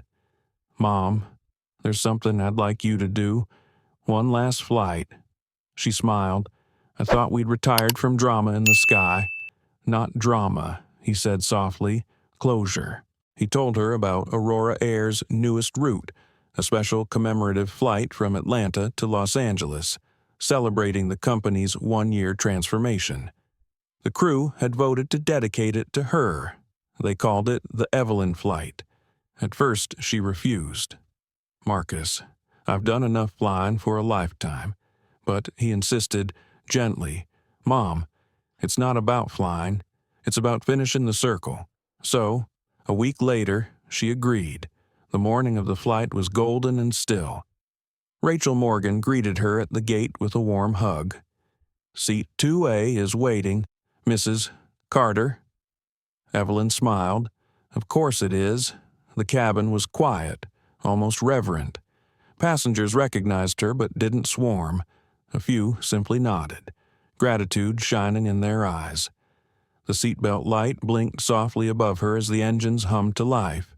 As the plane lifted, the city below shrank to tiny squares of light. Evelyn pressed her palm against the window. Somewhere beneath those clouds were 1,000 versions of herself, the younger woman fighting to be seen, the mother teaching her son about grace, the widow learning to forgive the world. All of them seemed to exhale together as the plane rose. Halfway through the flight, Rachel knelt beside her seat. "Would you like some tea?" "Only if you join me," Evelyn said. They sipped quietly. Rachel's eyes glimmered. "You know, my mom keeps your letter framed in her living room. She says it reminds her to forgive herself every day." Evelyn smiled gently. "Then I suppose we both learned something from that flight?" Rachel nodded. "I wanted to thank you again, not just for forgiving me, but for letting me be part of your legacy." "Legacy's just another word for people we've loved," Evelyn said softly. "You're part of mine, too." As the plane began its descent, the captain's voice came over the intercom. "Ladies and gentlemen, this is your captain speaking. Today's flight is special. It's dedicated to the woman whose grace reminded us all what humanity looks like above the clouds. Mrs. Evelyn Carter, thank you for teaching us to fly higher." Applause filled the cabin. Passengers turned, smiling at her. Some clapped. Some placed hands over their hearts. Evelyn felt heat rise to her cheeks. She nodded once, humbled.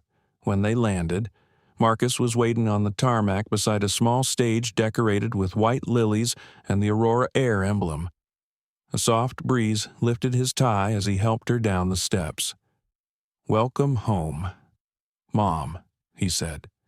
She looked up at him, eyes bright. "You always did make an entrance." Reporters were there, but Marcus waved them off. This moment wasn't for cameras. It was family. He guided her to a seat near the podium. "I wanted you here for one last thing. A large plaque was unveiled beside the plane. It read, "The Evelyn Carter Aircraft, dedicated to those who choose kindness when the world chooses noise." Evelyn traced the engraved letters with her fingertips. "You didn't have to name a plane after me," she whispered. Marcus smiled. "I didn't. We named it after what you stood for." The ceremony ended quietly. As twilight deepened, Evelyn asked for a few minutes alone with the aircraft. Everyone stepped back. She walked to the nose of the plane, resting her palm against the cool metal. "You've carried my story well," she murmured. "Now, carry others just as gently." That night in her hotel room, she sat by the window watching planes rise and vanish into the dark. She thought of Samuel, of how he'd always said that every journey has two takeoffs, one on the ground and one inside the soul. She whispered, "I'm ready for the second one. Love." 2 weeks later, Evelyn Carter passed peacefully in her sleep. The morning sun streamed through her window, touching the open copy of Peace Over Pride on her nightstand. A bookmark rested halfway through a chapter titled "Letting Go." The news spread quietly at first. Then, everywhere, tributes poured in from around the world from students, flight attendants, CEOs, and ordinary travelers. Aurora Air grounded its fleet for 1 hour in her honor. At exactly noon, every plane in the sky dimmed its cabin lights for 60 seconds. Passengers sat in silence above the clouds, honoring the woman who had taught them what it meant to soar with grace. Marcus stood at the head of her memorial service, sunlight spilling through stained glass onto rows of white lilies. His voice trembled as he spoke. "My mother believed the sky belonged to everyone. She proved that even when the world tells you to move, you can stand tall and still fly." Rachel Morgan spoke next, her voice breaking halfway through. "She forgave me when I didn't deserve it, and that forgiveness became the wings I live on." When the service ended, Marcus carried a small urn to the garden behind their family home, the same garden where she'd once trimmed her roses. He scattered her ashes among them, watching the wind carry the dust upward until it disappeared into sunlight. For a moment, the air shimmered. It felt as though the sky itself had leaned down to take her hand. That evening, Rachel boarded Aurora Flight 701 to New York. The first seat, 2A, was empty. A single white rose lay on the cushion, petals trembling as the plane taxied. Passengers whispered her name. When they reached cruising altitude, the captain's voice filled the cabin. "This flight is dedicated to Mrs.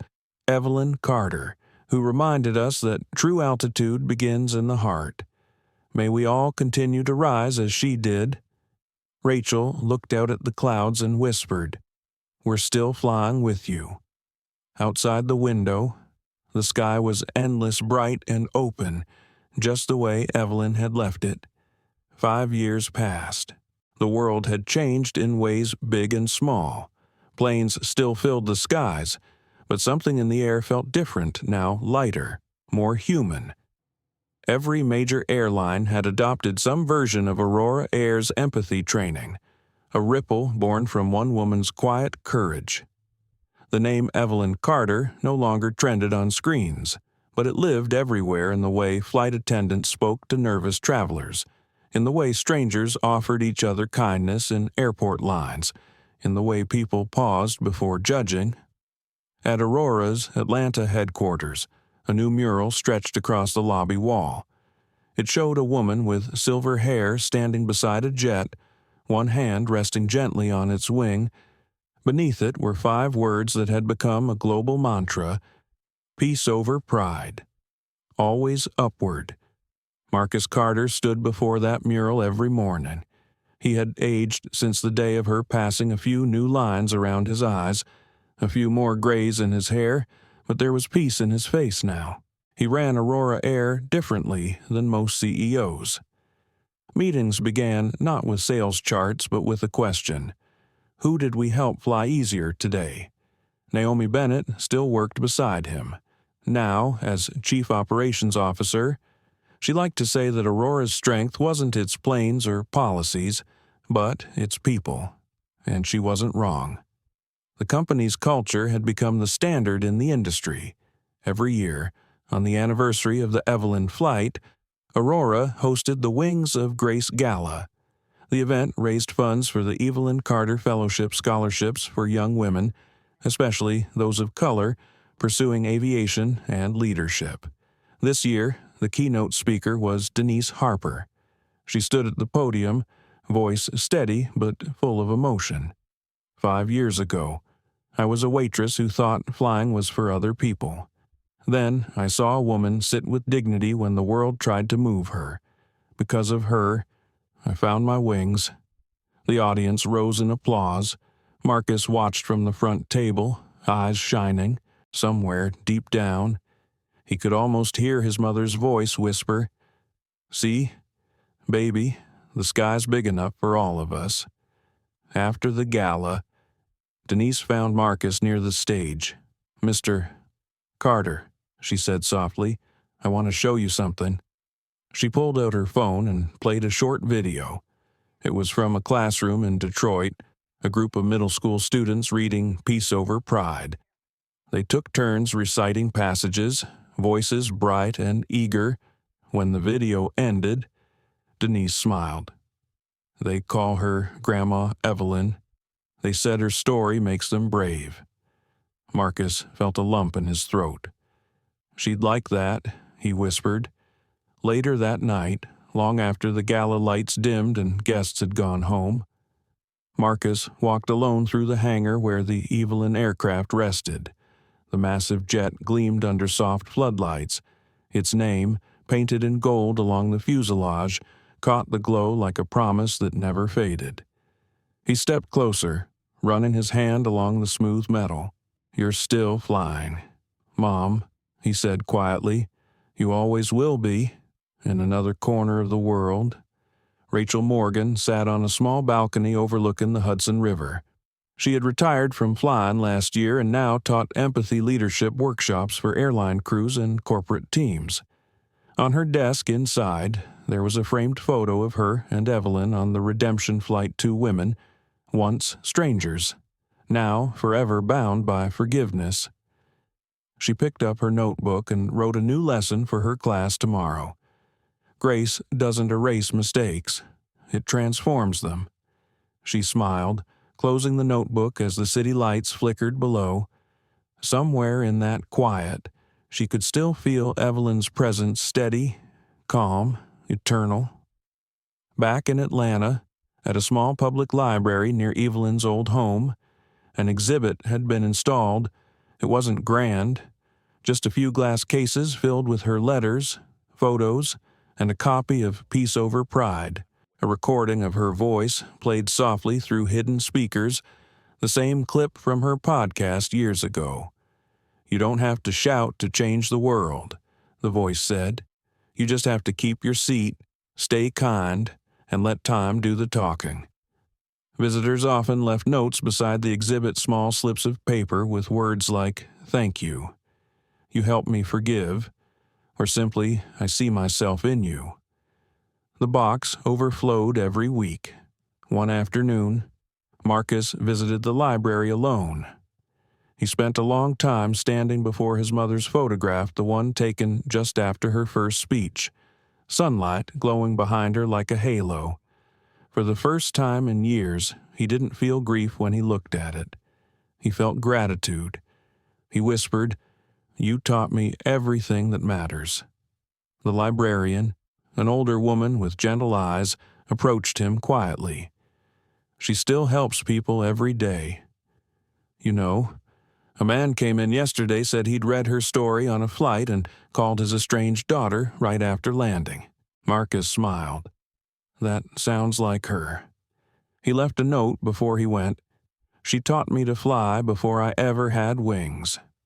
That evening, back at his office, he received an email from an international airline consortium. They wanted Aurora Air to lead a new global initiative, the Evelyn Standard, a set of principles for ethical air travel centered on empathy, equality, and inclusion. Marcus stared at the screen for a long time. His mother's name beside the word standard made him laugh softly through tears. You really never stop teaching. Do you? He typed a short reply. We'd be honored, months later, on the 5th anniversary of her passing. Aurora Air unveiled a new fleet of aircraft. Each carried a small emblem near the cockpit, a silver heart with wings. Beneath it, in tiny letters, the words, "In memory of Evelyn Carter." At 12 Urjo noon, every Aurora pilot received the same transmission from headquarters. As we take off today, remember, altitude isn't just measured in feet, it's measured in grace.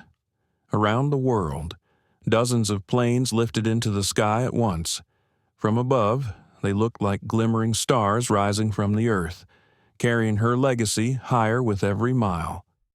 That night, Marcus stood on his balcony overlooking the city. The sky was clear, the stars sharp against the dark.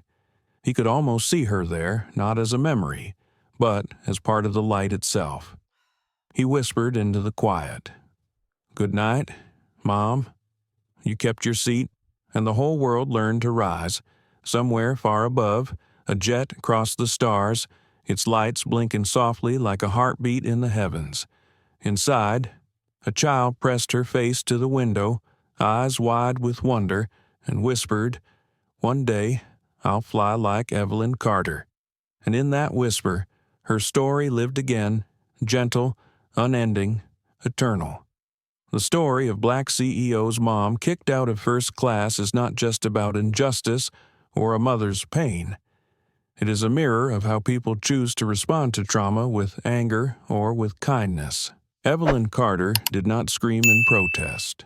She chose silence, and then turned that silence into a power that the world had to listen to. The biggest message of the story is, kindness is not a weakness, but the wisdom of those who have been hurt but still believe in humanity.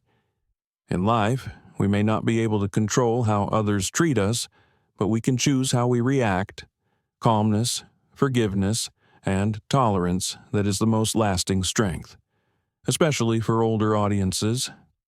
This story serves as a gentle reminder, never lose faith in kindness. No matter how quickly the world changes, a small act of kindness can heal even the deepest wounds. Evelyn Carter didn't just teach her son how to lead, she taught humanity how to be human. Thank you for watching until the end of the video. If you feel this story touches your heart, don't forget to like, share, and subscribe so we can spread more meaningful stories. Let's keep our kindness flying high like the sky that Evelyn Carter left for all of us.